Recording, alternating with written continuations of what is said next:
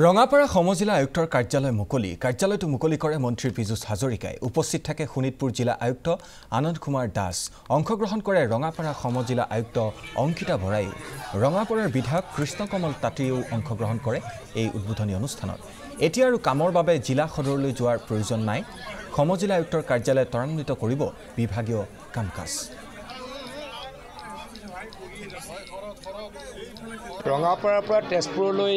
যাওঁতে আহা যোৱা কৰিলে 200 টকা ভাড়া লাগে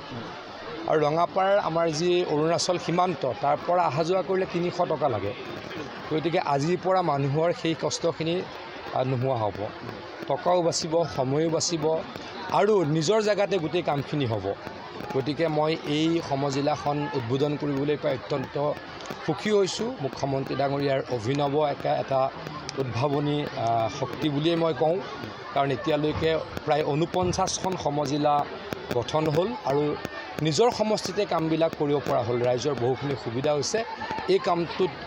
মই আহি উদ্বোধন কৰিবলৈ পাই অত্যন্ত সুখী হৈছোঁ কিমান কিলোমিটাৰ মথাউৰি বনাইছে আপোনাৰ কাৰ্যালয়ত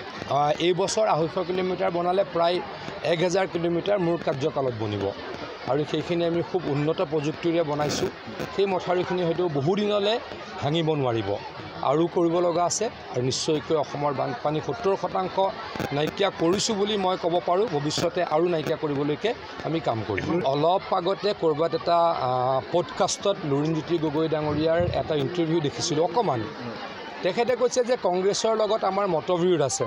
কংগ্ৰেছৰ লগত মতাদৰ্শৰ পাৰ্থক্য আছে কিন্তু আমি সহ অৱস্থান কৰিবলৈ বাধ্য হৈছোঁ কিয় সহ অৱস্থান কৰিবলৈ বাধ্য হৈছে সেই কথাটো তেখেতে ৰাইজক কোৱাটো উচিত মই ভাবোঁ যে তেওঁ কিবাকে কংগ্ৰেছৰ বুকুচাত উঠি বিধায়ক বা সাংসদ হ'বলৈ সহ অৱস্থান কৰিছে ৰাইজৰ কাৰণে অসমৰ কাৰণে তেওঁ সহ অৱস্থান কৰা নাই মই ভাবোঁ তাক লাভ নাই অসমত ৰাইজে দেখিছে এতিয়া বৰষুণত এতিয়া এই বৰষুণত দেখিছেই এই বৰষুণত ছাতি লৈ লৈ মহিলাসকল কেনেকৈ আহিছে যুৱকসকল কেনেকৈ আহিছে কালিৰ পৰা দবা পিটা বৰষুণ আমাৰ আহ্বানক নেওচিব নোৱাৰি মানুহ কেনেকৈ আহিছে আজি হিমন্ত বিশ্ব শৰ্মা ডাঙৰীয়া কোকৰাঝাৰলৈ কি কৈছে দেখা পাব বৰষুণত কিমান মানুহ হৈছে গতিকে ই প্ৰমাণ কৰে কোনো ধৰণৰ ব্যক্তি বিশেষেতো আমাক হৰুৱাব নোৱাৰে আৰু আপোনালোকে কিয় কেইগৰাকীমান ব্যক্তি বিশেষৰ কথা কৈ থাকে মই বুজি নাপাওঁ তেওঁলোকতো ভগৱান নহয় ব্যক্তি বিশেষে আমাক কেনেকৈ হৰুৱাব কেতিয়াবা চৰকাৰ আহিব যাব বেলেগ কথা কিন্তু কেইগৰাকীমান ব্যক্তিয়ে কেনেকৈ চৰকাৰ বদলাব সেইটো হৈছে এটা মইতো কওঁ এইটো সামন্তবাদী চিন্তা